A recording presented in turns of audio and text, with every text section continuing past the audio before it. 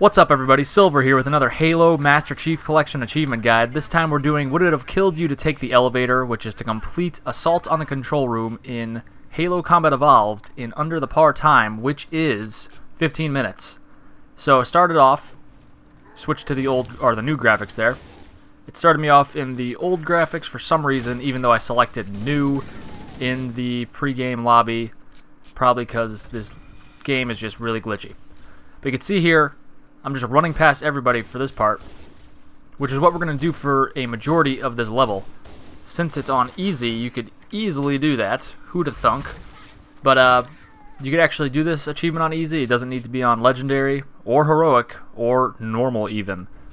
You don't want to use any skulls though. You could use some skulls, but you definitely don't want to use the 0 multiplier skulls such as Bandana and I think that's the only one in Combat Evolved, but don't use any. That way you'll definitely get the achievement. The only guy in this area you gotta be concerned about is the Gold Elite with a sword. I'm throwing grenades. They're not well placed, apparently, because he lives. The sword guy comes out over there. Looks like we're able to just keep him over there, though, with those grenades. You could kill him if you'd like. I was planning on killing him, but then I was like, oh, he's over there now, and he's not following me, so I'll just keep on running. But just follow this path, shoot this window out, and you'd actually jump up and over and through it, and then skip that room for the most part.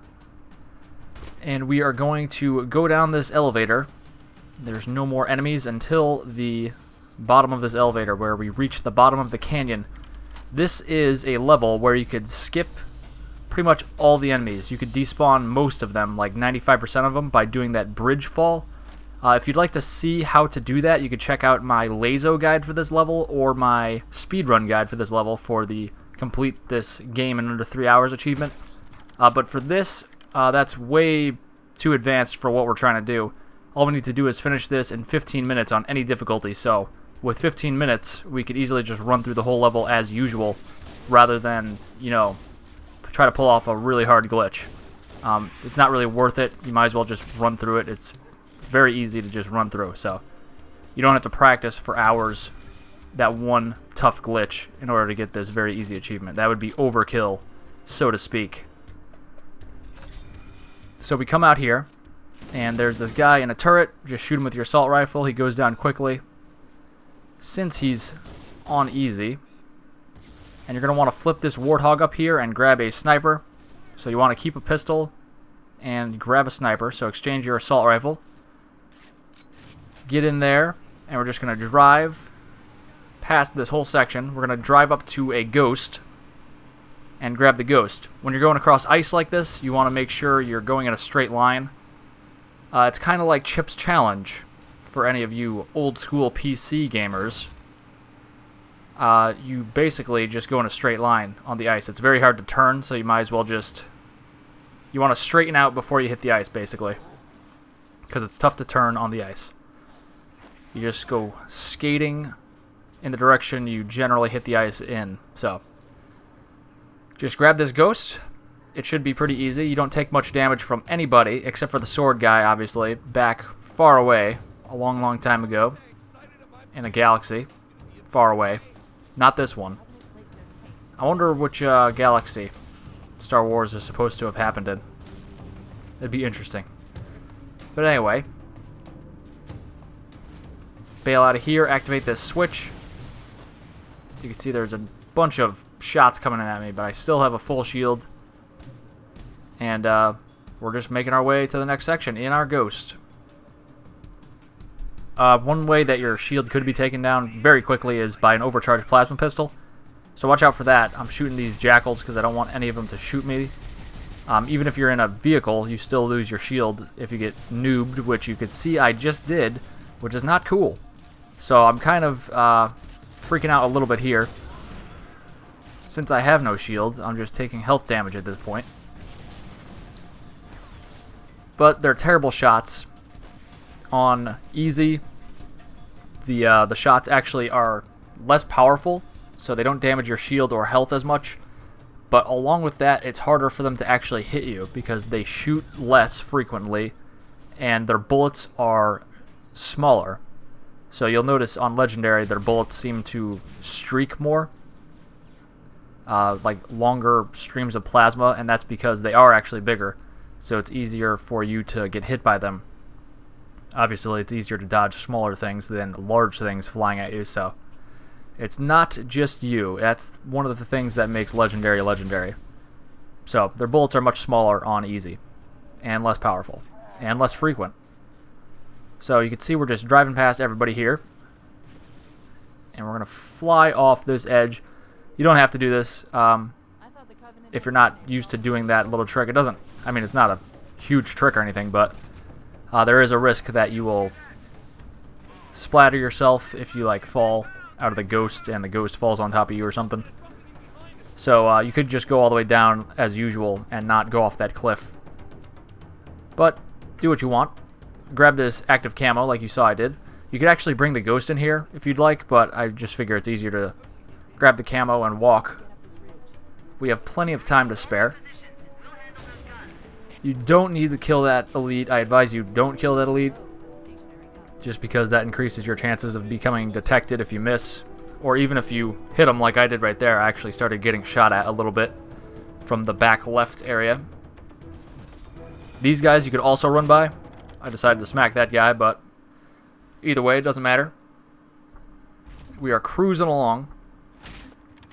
Smack that guy. Well, you don't need to smack that guy, but I did, as you see, and that guy. There's actually a way to... Oh, hey, guy. Decided to take him out. There's an elite to my behind now, though.